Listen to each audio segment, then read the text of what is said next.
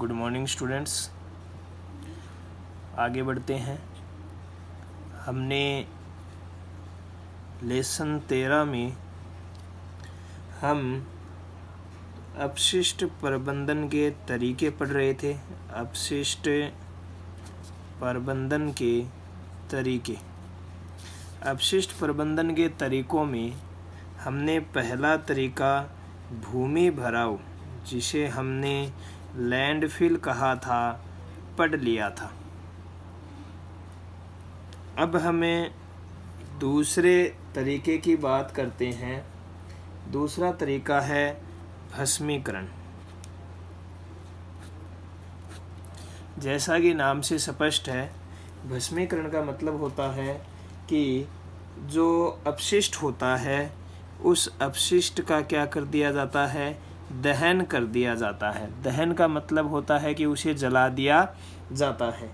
इस विधि में हम अपशिष्ट पदार्थ का क्या करेंगे, दहन करेंगे। दहन का मतलब उसे जला देंगे, जिससे अपशिष्ट ताप, गैस, भाप और राख में परिवर्तित हो जाता है। जो अपशिष्ट होता है यह ताप, गैस, भाप और राख में परिवर्तित हो जाता है।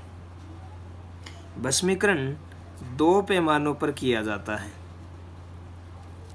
एक तो छोटे पैमाने पर व्यक्तियों के द्वारा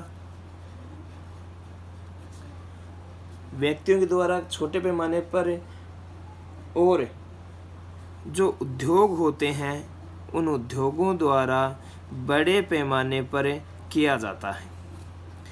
व्यक्तियों द्वारा निजी व्यक्तिगत तरीके से, मतलब कि जो घरों में कचरा होता है या दुकान में जो कचरा होता है उनको क्या कर दिया जाता है, व्यक्ति द्वारा झाड़ू निकालने के पश्चात जला दिया जाता है। जबकि बड़े पैमाने पर जब ज़्यादा अपशिष्ट उत्पन्न होता है तो उद्योगों द्वारा एक विशिष्ट एक खाली जगह में उन अपशिष्ट पदार्थों को जो उद्योगों से निकले हैं उन्हें क्या कर दिया जाता है, जला दिया जाता है। इसे हम कहते हैं बड़े पैमाने पर, और इसे कहते हैं व्यक्तियों द्वारा छोटे पैमाने पर भस्मीकरण क्रिया की जाती है, अपशिष्टों का दहन किया जाता है। इसे बड़े पैमाने पर किया जाता है। इसे खतरनाक कचरा होता है इससे, जैसे कि जैविक चिकित्सा क्षेत्र का जो कचरा होता है, जैविक चिकित्सा अपशिष्ट निष्पादन के लिए एक व्यवहारिक पद्धति के रूप में मान्यता है। यानी कि अगर जो चिकित्सा क्षेत्र का अपशिष्ट होगा, जो हॉस्पिटल का जो अपशिष्ट होगा, उसे तो क्या करना चाहिए, जलाना ही चाहिए। क्योंकि उसको यदि हम नहीं जलाएंगे, अगर उसको ज़मीन में भी डाल देंगे या भूमि भराव करेंगे उसका, तो उससे क्या है कि जो भूमि है वो प्रदूषित हो सकती है। इसलिए चिकित्सा क्षेत्र के जो अपशिष्ट होते हैं उन्हें हमेशा जलाना ही चाहिए, ताकि संक्रमण भी दूसरे व्यक्तियों को ना हो।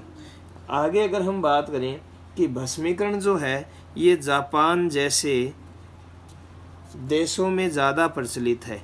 जापान जैसे देशों में इसलिए प्रचलित है क्योंकि वहाँ पे भूमि भराव के लिए ज़मीन उपलब्ध नहीं है। इनका क्षेत्रफल देशों का कम होता है, इसलिए यहाँ पे अधिक ज़मीन नहीं होती भूमि भराव के लिए। इसलिए यहाँ पे जितना भी अपशिष्ट होता है उसे भस्मीकरण प्रक्रिया द्वारा जला दिया जाता है या उसका दहन कर दिया जाता है। आगे हम बात करेंगे तीसरे तरीके की, जिसे हम बोलते हैं पुनर्चक्रण तरीके में क्या होगा कि हम अपशिष्ट जो है उसमें से जो अपशिष्ट है, इस अपशिष्ट में से जो मूल्य की चीज़ें हैं, मूल्यवान चीज़ें हैं, उनको वापस निकाल लेते हैं। किसी भी मूल्य की चीज़ को निकालना क्या कहलाता है, पुनर्चक्रण ही कहलाता है, जिसका अर्थ होता है पुनः मिलना। यानी कि हम अपशिष्ट में से ऐसे पदार्थों को अलग कर लें जो हमारे काम आ सकते हैं। तो उसे हम क्या कहते हैं, पुनर्चक्रण कहते हैं, उसका पुनः यूज करना। अपशिष्ट में से ऐसे पदार्थों को निकालना, जैसे कि ये कच्चा माल हो सकता है किसी चीज़ को बनाने के लिए, तो अपशिष्ट में से उस कच्चे माल को निकालना ही क्या है, पुनर्चक्रण है, उसको दोबारा यूज में लिया जा सकता है और पुनः प्रक्रम किया जाता है। अपशिष्ट की कैलोरी सामग्री बिजली में भी रूपांतरित होती है। अपशिष्ट जो होता है, इसकी जो कैलोरी सामग्री होती है, इसे हम बिजली में भी परिवर्तित कर सकते हैं। तो ये बहुत ज़्यादा मतलब पुनर्चक्रित अगर अपशिष्ट को किया जाए तो क्या है, अपशिष्ट भी कम हो जाएगा और हमारे लिए उपयोगी चीज़ें भी क्या आएगी, बाहर आ जाएगी, हमारे काम में आ जाएगी। ज़्यादातर विकसित देशों में क्या होता है, ज़्यादातर विकसित देशों में पुनर्चक्रण का लोकप्रिय अर्थ व्यापक संग्रह तथा रोजाना अपशिष्ट पदार्थों का पुनः प्रयोग करने की, रोजाना जो अपशिष्ट पदार्थ होते हैं उनका पुनः प्रयोग करने की संदर्भित है। मतलब कि विकसित जो देश होते हैं वहाँ पे कचरे को, अपशिष्ट को कम करने के लिए उसमें से पुनः उपयोगी पदार्थों को अलग कर लिया जाता है, जिससे हमें उपयोगी वस्तुएं भी प्राप्त होती है और कचरा भी क्या होता है, कम हो जाता है। आगे हम बात करें तो जो पुनर्नवीकरण होता है, पुनर्नवीकरण का मतलब उसे नया बनाना, वापस मतलब यूज में लेना, पुनर्नवीकरण। पुनर्नवीकरण के लिए सबसे आम उपभोक्ता उत्पादों में जैसे कि हमें जो पेय पदार्थ के डब्बे होते हैं, पेय पदार्थ के डिब्बे जो होते हैं उन्हें काम में ले सकते हैं। इसके अलावा भोजन या एरोसोल के जो डिब्बे होते हैं इन्हें हम वापस काम में ले सकते हैं डिब्बों को खाली होने के पश्चात। इसके अलावा कांच या प्लास्टिक की बोतलें हैं, चाहे वो जूस की बोतलें हों या फिर मान लीजिए वो कोई केचप वगैरह की, टमाटो सूप वगैरह की अगर बोतलें हैं तो उन बोतलों को वापस यूज में लिया जा सकता है खाली होने के बाद में। गत्ते के डिब्बे हैं, उनमें भी चीज़ें, वस्तुएं डालने के लिए उसको काम में लिया जा सकता है। पत्रिकाएं हैं, मैगजीन जो है वो भी हमारे किसी न किसी काम आ जाती है घरों में। इसके अलावा प्लास्टिक का जो सामान होता है वो भी काम आ जाता है। तो ये कुछ सामान ऐसे हैं, ऐसे कुछ पदार्थ हैं जिन्हें हम वापस पुनर्चक्रित कर सकते हैं, अपशिष्ट में से निकाल के उनका उपयोग कर सकते हैं। तो इन्हें हमें पुनर्चक्रण करना चाहिए, हमें इन चीज़ों को रखना चाहिए ताकि अपशिष्ट भी कम होगा और हमारे लिए जो उपयोगी पदार्थ हैं, ये डिब्बे वगैरह, इनमें हम अन्य चीज़ें डालकर वस्तुओं को सुरक्षित रख सकते हैं। आगे हम बात करें प्राकृतिक जैविक अपशिष्ट पदार्थ जो हैं, प्राकृतिक जैविक अपशिष्ट पदार्थ जैसे कि मान लीजिए कोई पौधों की सामग्री है, जैसे पौधों की पत्तियां हैं, पौधों की डंठल है, पौधों की फूल पत्तियां हैं, या मान लीजिए बचा हुआ भोजन है घर में, 2-3 दिन का जो बचा हुआ भोजन है, या कागज़ है, ऊन है आदि का जो उपयोग है वो कंपोस्ट खाद बनाने में किया जा सकता है। तो हमें इनको एक गड्ढे में डाल के इनके द्वारा खाद बनानी चाहिए, कंपोस्ट खाद बना सकते हैं, या इन्हें गोबर में मिला के अगर केंचुओं को इनमें छोड़ दिया जाए तो वर्मी कंपोस्ट का निर्माण हो सकता है। जैविक खाद हम बना सकते हैं। तो जो अपशिष्ट होते हैं उनसे हम खाद बना सकते हैं, जैविक खाद, वर्मी कंपोस्ट या कंपोस्ट खाद। और ये जो खाद होती है ये जो रासायनिक उर्वरक होते हैं उनसे कई गुना बेहतर होती है। इन्हें हमें खरीदना पड़ता है, पैसे लगाने पड़ते हैं, जबकि हमें इन्हें खरीदने की आवश्यकता नहीं होती। वर्मी कंपोस्ट, जैविक खाद को हम घर पर ही अपशिष्ट पदार्थों से बना सकते हैं। तो अपशिष्ट पदार्थ जो होते हैं उनसे हमें घरों पर ये खाद जो है बनानी चाहिए और इनको फिर खेतों में डालना चाहिए, पौधों में डालना चाहिए, जिससे हमारे रासायनिक उर्वरक की आवश्यकता भी नहीं होगी, खाद की भी पूर्ति हो जाएगी और अपशिष्ट पदार्थ जो है वो भी यूज में आ जाएगा। इसके अलावा जो इस प्रक्रिया में गैस का उत्पादन होता है, बायोगैस वगैरह, वो गैस भी उत्पादित की जा सकती है और इस गैस से क्या बनाई जा सकती है, बिजली भी बनाई जा सकती है। ये बड़े लेवल पे बात कर रहे हैं हम। तो हमें क्या करना चाहिए, घरों पर वर्मी कंपोस्ट या जैविक खाद का निर्माण करना चाहिए और इसके अलावा बड़े पैमाने पर सरकार को बिजली निर्माण इस गैस द्वारा, इस अपशिष्टों द्वारा किया जाना चाहिए। नेक्स्ट हम बात करें तो चौथा है रासायनिक क्रिया द्वारा। रासायनिक क्रिया द्वारा हम प्रबंधन कैसे कर सकते हैं, सुनिएगा कि रासायनिक क्रिया में क्या करना होता है। रासायनिक क्रिया द्वारा भी अनेक अपशिष्ट पदार्थों को नष्ट किया जा सकता है या उन्हें वापस उपयोगी बनाया जा सकता है। इसके अतिरिक्त अपशिष्ट निस्तारण की रासायनिक क्रिया करवाकर उस पर रसायनों का छिड़काव करके या तो हम अपशिष्ट को क्या कर सकते हैं, पूर्णतया नष्ट कर सकते हैं, या फिर इसे पुनः उपयोगी बना सकते हैं। इन चार, एक तो हमने पढ़ा भूमि भराव, उसके बाद में हमने पढ़ा भस्मीकरण, इसके बाद में हमने पढ़ा पुनर्चक्रण, और इसके बाद में हमने पढ़ा रासायनिक क्रिया। इन चारों के अलावा अन्य ऐसे उपाय भी हैं जिससे हम अपशिष्टों का निस्तारण या अपशिष्टों का प्रबंधन कर सकते हैं। उनकी बात करें, जैसे कि मैं यहाँ पे लिख रहा हूँ अन्य तरीके। अन्य तरीकों में जैसे कि पहला तरीका है कि गहरे महासागरों में अपशिष्ट का निस्तारण किया जा सकता है। जो गहरे महासागर होते हैं,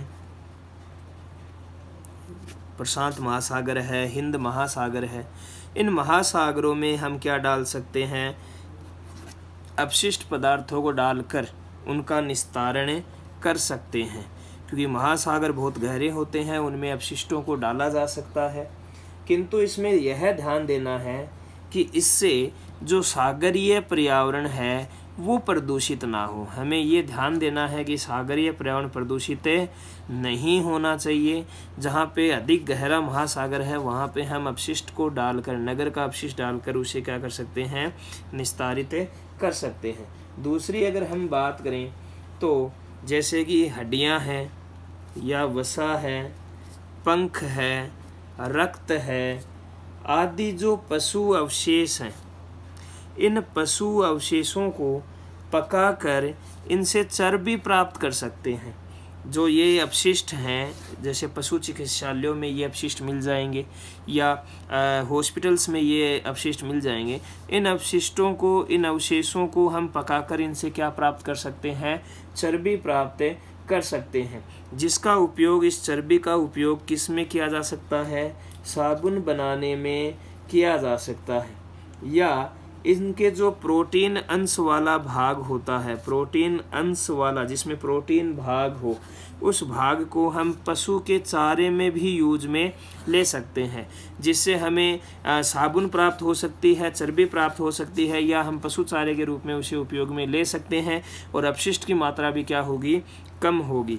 अगले नेक्स्ट पॉइंट की बात करें तो कूड़े करकट को अत्यधिक दाब से, कूड़े करकट पे अगर अत्यधिक दाब लगाएं तो अत्यधिक दाब लगाकर हम इनसे ठोस ईंटें बना सकते हैं, ईंटों का निर्माण किया जा सकता है। नेक्स्ट चौथी अगर बात करें तो नगरीय जलमल जो है, नगरीय जलमल जो नगर के अंदर जलमल एकत्रित होता है, उसको नगर से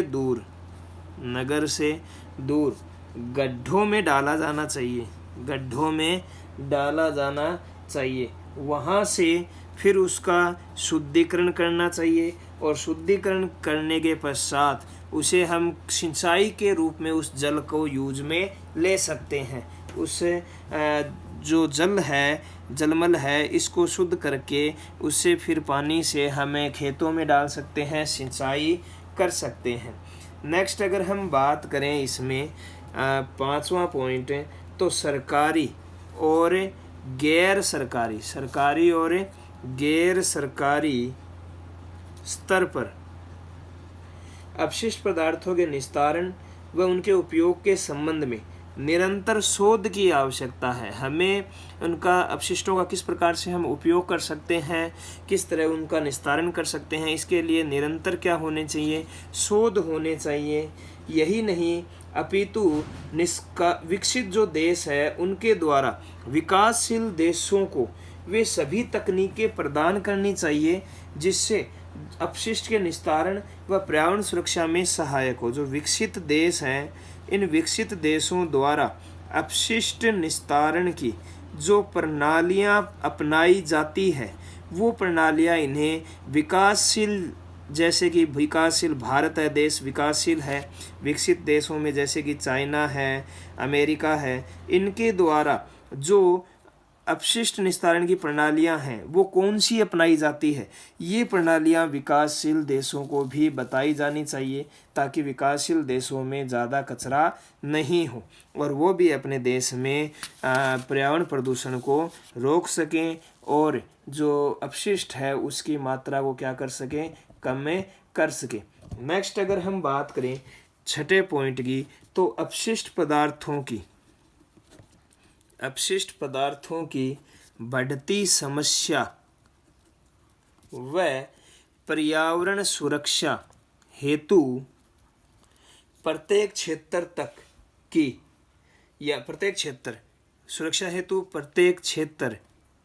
यहाँ तक कि प्रत्येक नगर हेतु दीर्घकालीन मास्टर प्लान बनाना चाहिए। दीर्घकालीन मास्टर प्लान बनाना आवश्यक है जिससे जो अपशिष्ट है उनका नियोजन अच्छे ढंग से किया जा सके। हमें ऐसे मास्टर प्लान का निर्माण सरकार द्वारा किया जाना चाहिए। प्रत्येक नगर के लिए उस नगर की समस्या को, उस नगर के अपशिष्टों को देखते हुए मास्टर प्लान बनाया जाना चाहिए जिससे हम अपशिष्टों की संख्या को कम कर सकें, उसकी मात्रा को कम कर सकें पर्यावरण सुरक्षा को देखते हुए। नेक्स्ट 7वें पॉइंट की बात करें तो सर्वाधिक आवश्यक है कि जो सामान्य नागरिक इनके व्यवहार में परिवर्तन हो। मतलब कि सामान्य नागरिक द्वारा यदि अपशिष्ट को कम किया जाएगा तो अपने आप ही अपशिष्ट निस्तारण की समस्या नहीं रहेगी। अर्थात यदि हम में से प्रत्येक अपने घर के अपशिष्ट पदार्थों को स्वयं या दूसरों के घरों या गलियों में फेंकना बंद कर दें तो अपशिष्ट निस्तारण की समस्या ही नहीं रहेगी। अगर प्रत्येक व्यक्ति जो उसके घर से जो अपशिष्ट निकलता है उसे उचित स्थान पर एकत्रित करे और उसे या तो भूमि भराव या भस्मीकरण द्वारा उसे जला दे तो अपशिष्ट अपने आप ही क्या हो जाएंगे, कम में हो जाएंगे। तो सामान्य नागरिकों को क्या करना चाहिए, अपने व्यवहार में परिवर्तन करना चाहिए। पर्यावरण को देखते हुए, पर्यावरण समस्या को समझते हुए अपशिष्टों का निस्तारण व्यक्तिगत रूप से ही करना चाहिए। इसी प्रकार जो नगर पालिका है इनको भी अपनी उदासीनता त्यागनी चाहिए और उचित ठेकेदारों को पैसा देकर उनके सफाई कर्मचारियों के द्वारा ये कार्य जो है, सफाई का जो कार्य है वो कुशलता से करवाना चाहिए। अपशिष्ट पदार्थों से पर्यावरण प्रदूषित न हो और हमारे स्वास्थ्य पर इसका प्रतिकूल प्रभाव न हो, इसके लिए हमें सामूहिक प्रयास की आवश्यकता है। जब तक हम सामूहिक प्रयास द्वारा अपने गली मोहल्ले को स्वच्छ नहीं रखेंगे तब तक ये समस्या बनी रहेगी। अगर हम अपने मोहल्ले को साफ रखेंगे तो पूरा नगर अपने आप ही साफ हो जाएगा। पर्यावरण जो है ये एक साझी विरासत है। साझी विरासत का मतलब सभी की विरासत है। पर्यावरण को स्वच्छ रखना किसी एक व्यक्ति का काम नहीं है, सभी व्यक्ति पर्यावरण से जुड़े हुए हैं और पर्यावरण के खराब होने पर सभी व्यक्तियों को नुकसान होता है, किसी एक पर्सनल व्यक्ति को नुकसान नहीं होता। इसके लिए सभी व्यक्तियों को ये सोचते हुए अपने स्तर पर अपशिष्ट के निस्तारण को समझना चाहिए और अपने स्तर पर ही अपशिष्टों का निस्तारण करना चाहिए। और हमें पर्यावरण को क्या रखना है, सुरक्षित रखना जरूरी है और ये हम सब के एक दूसरे के सहयोग से ही पूर्ण होगा।